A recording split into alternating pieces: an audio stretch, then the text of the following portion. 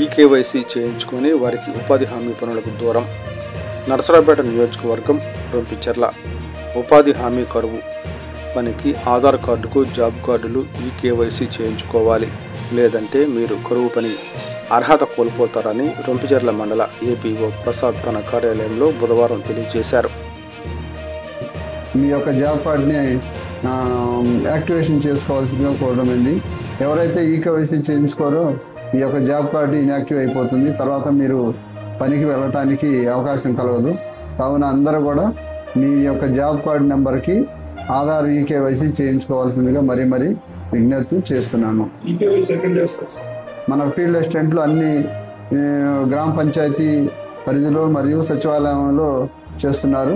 ఆయా గ్రామ పరిధిలో ఉన్న ఫీల్డ్ అసిస్టెంట్ని సంప్రదించవలసిందిగా కోరడమైనది.